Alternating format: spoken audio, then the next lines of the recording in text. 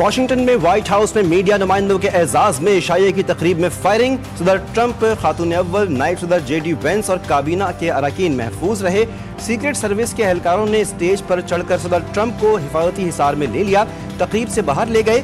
امریکی میڈیا کے مطابق فائرنگ کرنے والے شخص کو گرفتار کر لیا گیا ہے. 5 گولیاں فائر کی گئیں. فائرنگ کے بعد تقریب میں بھگدڑ مچ گئی. کچھ لوگ ٹیبلز کے نیچے چھپ گئے. حملہ آور کی شناخت کر لی گئی. 31 سالہ کول تھامسن ایلن کیلیفورنیا کا رہائشی ہے. ملزم نے مرکزی دروازے کی طرف آنے کی کوشش کی. بال روم کے باہر سیکرٹ سروس اہلکار پر فائرنگ کی. اہلکار حفاظتی جیکٹ کی وجہ سے محفوظ رہا. فائرنگ کرنے والے شخص کے پاس کئی ہتھیار تھے. میں ہی حملہ آور کا ہدف تھا. فائرنگ کا ایران جنگ سے کوئی تعلق نہیں. مشتبہ شخص نے 50 گز دور سے حملے کی کوشش کی.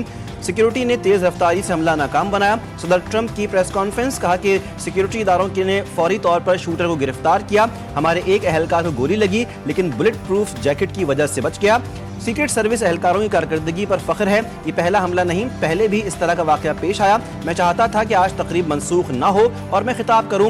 سیکیورٹی اداروں کی درخواست پر تقریب منسوخ کرنا پڑی. 30 دن میں آج کی تقریب سے بھی زیادہ بڑی تقریب کریں گے. صدر ٹرمپ نے حملہ آور کو گولی مارنے کی ویڈیو بھی جاری کر دی. ویڈیو میں حملہ آور کو بھاگتے آ کر دیکھا جا سکتا ہے اور سیکرٹ سروس اہلکاروں کو ملزم پر فائرنگ کرتے بھی دیکھا جا سکتا ہے.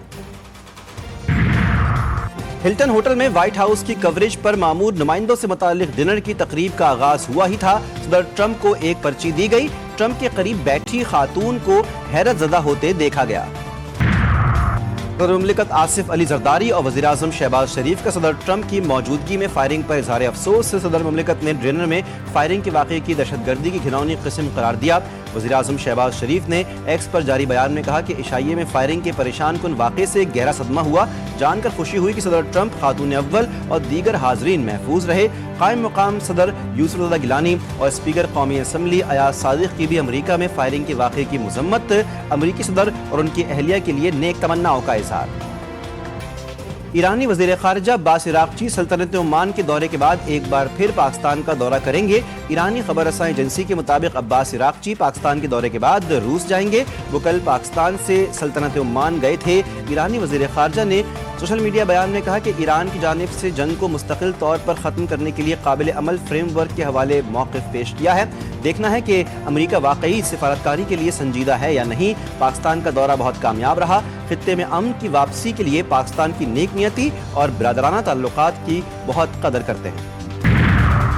دھمکیوں اور ناکہ بندی کے دوران جبری مذاکرات میں شامل نہیں ہوں گے. ایرانی صدر مسعود پزشکیان نے واضح کر دیا. وزیر اعظم شہباز شریف سے ٹیلی فونک گفتگو میں ایرانی صدر نے کہا، ماضی میں کیے گئے امریکہ سے مذاکرات نے ہماری بد اعتمادی میں اضافہ کیا. جب تک جارحانہ اقدامات ختم نہیں کیے جاتے اعتماد بحال نہیں ہو سکتا. مذاکرات بحال کرنے کے لیے امریکہ رکاوٹیں ہٹائے اور بحری ناکہ بندی ختم کرے. ٹیلی فونک گفتگو میں دونوں رہنماؤں میں خطے کی موجودہ صورتحال پر تبادلہ خیال، امن و استحکام کے فروغ کے لیے جاری کوششوں پر تفصیلی بات چیت کی گئی. امریکی فوجی برتری کے باوجود ایرانی منظم حکمت عملی پر ماہرین حیران. جانی نقصان کے بجائے امریکی تنصیبات ایرانی حملوں کا ہدف تھیں. امریکی بیڑے، رڈارز اور رن ویز کو ایرانی میزائلوں سے نقصان. ایران نے سیٹلائٹ امیجری کے ذریعے اہداف کو درستگی سے نشانہ بنایا. مہنگے دفاعی نظام فیل. کم لاگت ایرانی ڈرونز نے جنگی حکمت عملی بدل دی. امریکہ نے عام تباہی مچائی. ایران نے تنصیبات کی تباہی کی حکمت عملی اپنائی. صدر مملکت آصف علی زرداری کا 5 روزہ دورہ چین. ہنان کے چانگشا میں ثانی ہیوی انڈسٹریز کا دورہ. ثانی گروپ کے چیئرمین کی صدر مملکت کو بریفنگ. تعمیراتی شعبے میں زیر استعمال ہیوی مشینری اور متعلقہ آلات کی پیداواری صلاحیت پر بریفنگ دی گئی. کمپنی کی مالی اور آپریشنل کارکردگی کے بارے میں بھی آگاہ کیا گیا. صدر مملکت کو کمپنی کی فلیگ شپ فیکٹری کا دورہ بھی کروایا گیا. دورہ چین کے دوران صدر مملکت آصف علی زرداری کی چینی صوبائی قیادت سے ملاقاتیں بھی ہوں گی. سندھ حکومت اور چینی کمپنیوں کے درمیان معاہدے متوقع. اسلام آباد میں ہر قسم کی پبلک اور گڈز ٹرانسپورٹ کو داخلے کی اجازت دے دی گئی. فیض آباد کے سوا تمام بس اڈے کھول دیے گئے. اسلام آباد انتظامیہ نے کہا کہ فیض آباد بس ٹرمینل کو تاحکم ثانی بند رکھا جائے گا. اسلام آباد میں تمام مارکیٹیں اور شاپنگ مالز رات 8 بجے بند کر دیے جائیں گے. میڈیکل اسٹورز، اسپتال، پیٹرول پمپس، ڈیری شاپس پابندی سے مستثنا. انتظامیہ کی جانب سے हाइकिंग ट्रेल्स को भी खोल दिया गया। रावलपिंडी के तमाम दाखिली खारजी रास्ते हर किस्म की ट्रैफिक के लिए खोल दिए गए। रावलपिंडी और इस्लामाबाद में मेट्रो और ग्रीन बस सर्विस भी बहाल।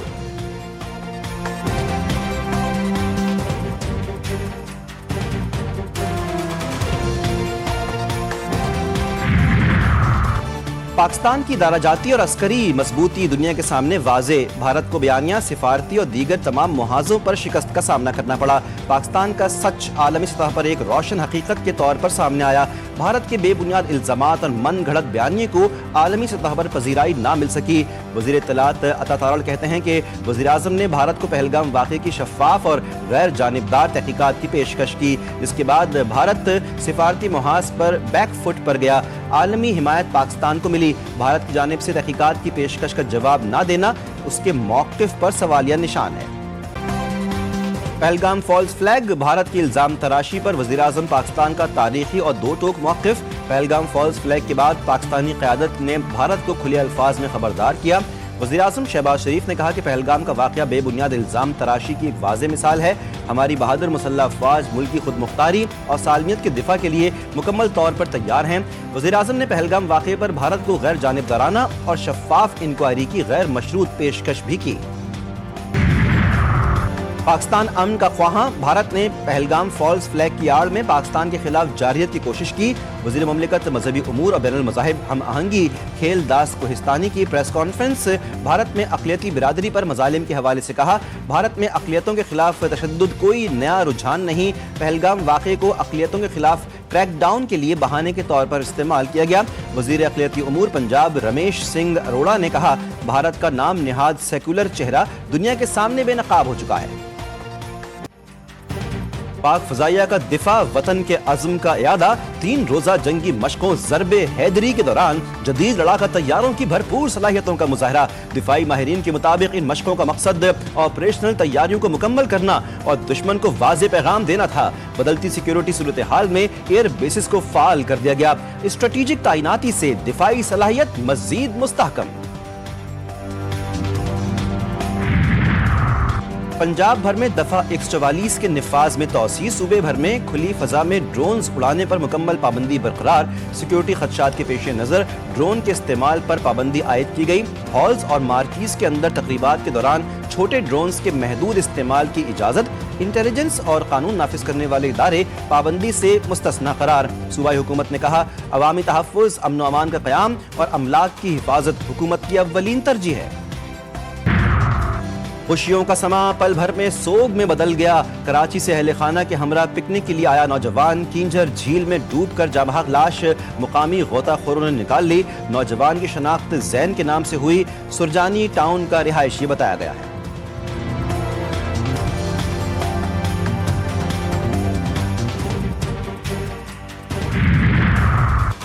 फिरोजवाला में काला खताई रोड पर मुसाफिर बस और पुलिस वैन में तसादुम। हादसे के नतीजे में लाहौर के सीनियर ट्रैफिक वार्डन समेत 3 अफराद जाँ-बहक, 16 अफराद जख्मी। मुसाफिर बस नारंग मंडी से लाहौर जा रही थी। वैन को हादसा यू टर्न लेते वक्त पेश आया। लाशों और जख्मियों को अस्पताल मुंतकिल किया गया।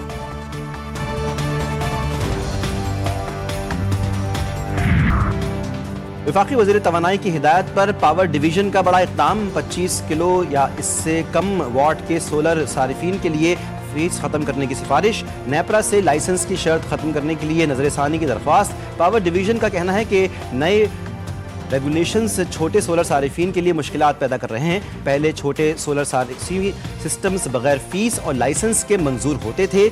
मौजूदा तरीक़ाकार तब्दील और तजदीद तवानाई के फ़रोग़ में रुकावट बन सकता है। कराची में सूरज सिवा नेज़े पर आ गया। शहर का मौजूदा दर्जा हरारत 33 डिग्री सेंटीग्रेड रिकॉर्ड किया गया। शिद्दत 37 डिग्री तक महसूस की गई। शदीद गर्मी ने शहरियों का बुरा हाल कर दिया। शहरी इक़्तिदार में भी सूरज आग बरसाने लगा। महकमा मौसमियात की मुल्क के बेशतर इलाकों में मौसम गर्म और खुश्क रहने की पेशगोई।